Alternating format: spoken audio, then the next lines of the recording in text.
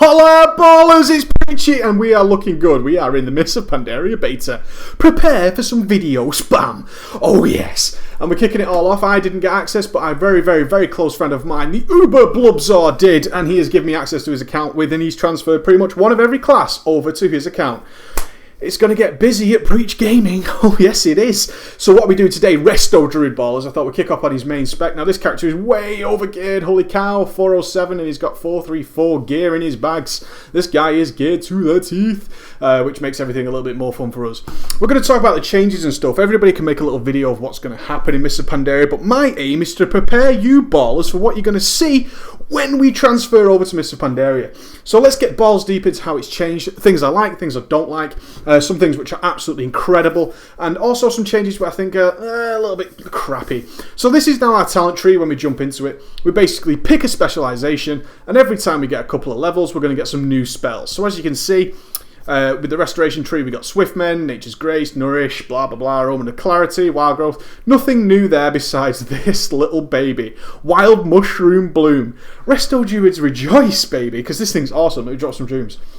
Our Doom Shrooms now, in fact, when we pop them, do some healing. Are you liking that? They don't do a great deal, but of course that is huge AoE healing. So we know some big AoEs coming. We can start dropping some wild mushrooms like a complete boss. It's going to be awesome. I can't wait to get into Heroic and try these out. So I'm going to do these in a fashion of the old school videos that I used to do. We're going to come in two parts. We're going to do a run through of talents and all the changes. Then I'm going to jump myself into one of the new 5-mans to see what's up, what's going on in there. So this first talent tree is Restoration. We're going to do the Resto Druid first. Our Mastery remains the same. Our Direct Healing is increased by an additional 20%, which is fine. And casting our Direct Healing spells grants you an additional 20% bonus to periodic healing. So in fact, our Mastery has remained perfectly the same. If we go ahead and cast ourselves some Healing Touches, we're going to get our Mastery pop up, which is Harmony, increasing our periodic healing by 20%. Nothing special, nothing to worry about, no big changes. Boom! Now the talent tree. This is your talent tree. Every 15 levels, ballers, we're going to get to pick one of 3 talents and see how we like them. Not great for the Resto Druids, I don't think. There's a couple of tiers that I just thought were pretty shit, to be honest. I thought they were pretty crappy, but still, let's go into it. So in the first tree, we had Feline Swiftness, which was just a flat-out bonus movement speed by 15%. We also had Displace a Beast. That sounds a little bit techno, doesn't it? It sounds like a bit Tribes Ascend for us. Teleport forward 20 yards. Best used to escape and flee from melee attackers. Not for PvE. And we got Wild Charge, which means we can do various different types of charges while we're in different forms. So if we're in normal form, when we're not turned into an animal of any shape or form, we can literally just fly to an ally's position. Sounds cool, definitely.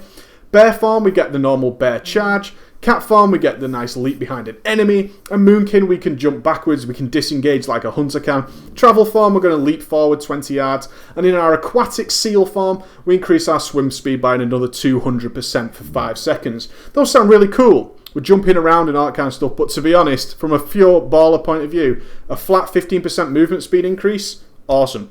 Really awesome, and that means I can swap around enchants and stuff and just get some really nice movement speed without having to worry. This stuff is all situational as far as I'm concerned. Overall, I want to be moving faster all the time. Now, moving down into the next tree, there's a couple of things that are really quite cool. Nature's Swiftness, we all know and love what Nature's Swiftness is. We just get the nice instant cast heal, blah, blah, blah. Fine. Renewal, instantly heals the Druid for 30% of his maximum health. Really good for tanks, I assume. For Resto, not so much. I've got my own heals, whatever. And then we got Cenarian Ward. Now, this was a nice cooldown, and a healer should have some good cooldowns. I always think so anyway, guys. I think a healer should always have some decent cooldowns. This one protects a friendly target, causing any damage taken to heal that target for an amount. Every 2 seconds for the next 6 seconds. So they actually gain an extra hot. Now we can only assume that even benefits from our Mastery, from our Harmony. So really cool. Really like the look of that one. And I like having cooldowns I can use on people. So I went straight ahead for the Cenarian Ward, guys. Picked that bad boy up. The next tier I thought was pretty garbage, I've got to be honest. We had Fairy Swarm, grants you an improved version of Fairy Fire that also reduced the target's movement speed by 50%. Blah, boring. Mass Entanglement, sounds cool, can't think of a use in a PvE environment. And Typhoon, we know what Typhoon is, knocks them back. All pretty shit, to be honest. I just picked Typhoon. All of them sound pretty crap to me. From a Resto Druid point of view, I'm not saying for other points of view they're not cool, but from my point of view, I think that's pretty crap. Oh, Gratz Beer Baron. You just got loads of achieves. Good job. In our next tier, we've got Soul of the Forest, Asina, Asena's Blessing grants a benefit which varies in your combat specialization. So for Resto, this gains a 50% haste for your next spell when you cast Swift Mend. That's pretty decent. That is pretty decent. I like the look of that. We then had Incarnation. Incarnation in Restoration gives Tree of Life form an extra 15% healing and increases the armor by 120%, and enhances Life Bloom, Wild Growth, Regrowth, Entangling Roots, and Wrath spellcasts. Also really good. I'm actually thinking if I was going super serial on my Resto Druid, I would definitely pick Incarnation. If we go into Tree Farm now, which is this one, it's actually called Incarnation Tree Farm. But what we'll see is the bonus is actually healing increased by 0, armor increased by 120%, and some spells are enhanced. So those are Life Bloom, Wild Growth, and Regrowth. The only reason I didn't pick it is that Life Bloom, Wild Growth, and Regrowth are Entangling Roots and Wrath spells, which aren't even on my bars. We're also buffed. So I'm actually thinking that this buff is already in there, although it says it doesn't increase our healing by 15%. Everything else looks pretty much the same, so I left it alone. In favour of Force of Nature, our Treants now heal for us. It's so amazing. I absolutely love this idea. As we spawn our Treants and check them bad boys going, they start healing for us. So all in all, that actually just seemed miles cooler to me. So being a child, I went ahead and picked Force of Nature. Maybe if this is changed and this Incarnation isn't actually mixed into the tooltip. I mean, if you look at the tooltip there, it says it increases our healing done by 15% anyway. So I'm pretty sure that something's not quite right there in terms of Resto. Level 75 one was Disorientating Roar. Invokes the spirit of Ursol to roar. Disorients all enemies within 10 yards. Okay, fine. But I then saw Ursol's Vortex. Mighty Ursol's going to conjure a vortex of pain, which looks like this. Yeah! Actually, that graphic looks pretty shit, to be honest, but I thought that was quite cool. It's going to slow all the enemies, and it actually sucks people back in, so I'm hoping I could throw that out in a 5-man, maybe help out keeping mobs together. We'll see. And then there was also a stun, again, situational at best, as far as I'm concerned. Not too great whatsoever, so I went with Ursol's Vortex. If we just look at what we're going to get at level 90, Heart of the Wild for Resto grants additional intellect, spell hit, melee hit, and expertise, increases armor while in bear form, reduces the chance you'll be critically hit. What is going on here? In addition, increase the damage done by your spells, and damage spells cost no mana. Ooh, nice cooldown actually. Damage spells don't cost any mana. That could be nice for really boring states. Dream of Cenarius. Wrath, Starfire, Star Surge, and melee abilities increase healing done by your next healing spell by 30%. So we're going to start weaving in some damage spells? What the hell? Non-instant casts of Nourish, Healing Touch, Regrowth increase the damage done by your next damaging spell or ability by 30%. Each of these bonuses lasts 30 seconds and cannot be gained more often than once every 30 seconds. So we can maybe set ourselves up for really huge heals there. Really interesting one. And we also got Disentanglement, Shapeshifting now removes roots. In addition, shifting into a form heals the druid for 20% of maximum health. A bit of a PvP one there, not really going to rock and roll in our PvE world for damn sure.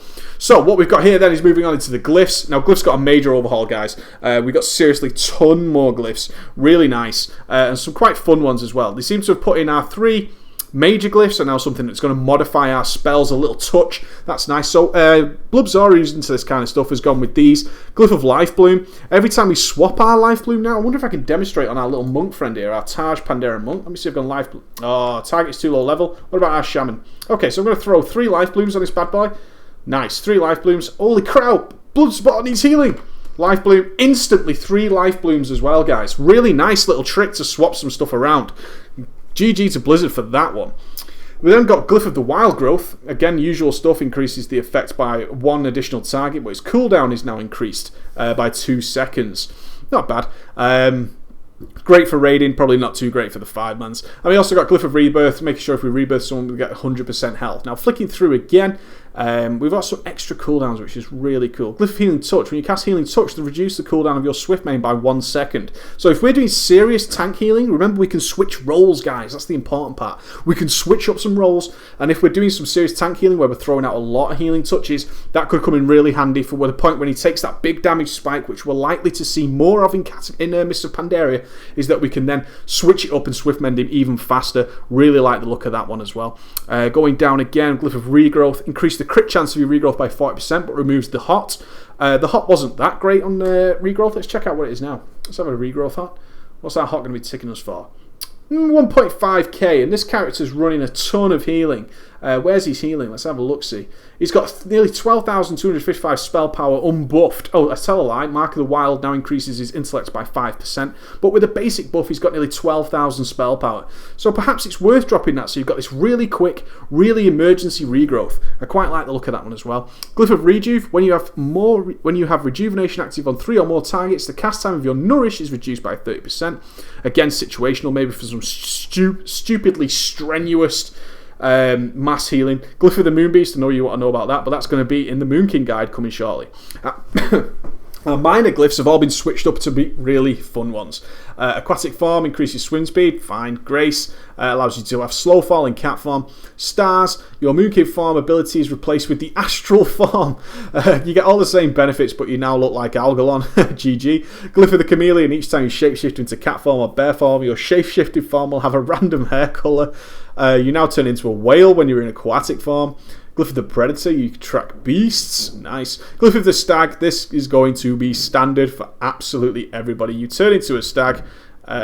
Which one is it? It's travel form. So there's travel form. We turn into a stag and people can ride us. I'm sure you've seen that on many videos. Everyone loves that. And Glyph of the Treant allows you to shapeshift into a Treant form. Whatever. Blubzard's gone ahead and picked up Glyph of the Stag, Glyph of Unburdened Rebirth, pretty standard, and Glyph of Mark of the Wild. Reduced the cost by 90%, essentially making it free. I really like that for practical usage. So that's the changes we've had so far. I just want to look at how this has been changed in terms of dragging your abilities to the spell bar, guys. I actually found this really annoying. I don't like this system whatsoever. What Blizzard has done is essentially stuck every talent you could possibly use into one page of your spellbook. So it's no longer split into resto spells, balance spells, and feral spells. I really dislike that because there's a mishmash of absolutely everything in here. We've got Dash next to Cyclone, next to Entangling Roots, Ferocious Bite next to Fairy Fire, and Cenarian Ward. The resto cooldown we just picked up is right now next to Ferocious Bite, which can only be used in cat form. We've got Force of Nature next to Frenzied Rejuve, only usable in bear form. We've got Growl, our taunt, right next to Healing Touch. We've got Hibernate next to Maim, for Christ's sake. Life Blooms next to Mangle. I don't really like this at all. What I do like is a couple of extra spells like this. Iron Bark. We now have a raid cooldown as a Resto Druid, or beyond our Tree of Life form. We've got Iron Bark. Iron Bark is a tag, 20% reduced damage. It's our bark skin, and it's now able to be casted on others. See if we've got a guy here. Iron Barked him. You see that? I've Iron Barked the crap out of that guy. You just got 20% reduced damage all over your face, my friends. That's cool. I just wish they'd separated this out again. Innovate next to Lacerate. It's just messy. You're going to have to flick through everything. It's not a case of, oh, well, I know that's a balance spell. I can go there and get a reduced chance of running into something I don't actually need. So you've got Maul next to Might of Ursoc. Might of Ursoc's quite a nice cooldown. When we go into bear form, we're going to increase our health by 30%. So we can use that when there's a huge bit of damage coming. We'd like to switch into that, absorb the blast, get back out and start doing some big healing. Our Nature's Cure, Nature's Grasp is also in there as well. Nothing too different. Stampeding Roar. Swift Mends next to Swipe. This is the kind of stuff I don't like. Of course, we'll get used to it. I'm not complaining too much, but I would have liked these to be nicely separated out. As you can see, I haven't even put Typhoon on my bars. I actually hate knockbacks in all things. These are what they've done is they've got active spells, stuff that you can activate, and we now have passive, which is stuff that is happening without you even trying. So we've got stuff like Living Seeds, now a passive ability. Malfurion's Gift, reducing our Tranquility cooldown, is just passive, it just exists. We've got a nice mana regen. Increases our mana pool from Nature's Insight, Nature's Focus, Weapon Skills, Swift Rejuve, all the usual crap that we see in Cataclysm has just been stuck into this little tree for us guys. So that's the quick changes to the Resto Druid. I'm pretty sure we're still going to be healing in pretty much the same way. Resto Druid's had a great healing style. We've now picked up a couple of extra cooldowns in Cenarian Ward and Iron Bark. We've got Force of Nature. We've got Mushrooms that heal. I can't wait. I'm going to jump into a 5-man now, guys, and see exactly how this is going to rock and roll. So I hope you'll share that with me. See you later.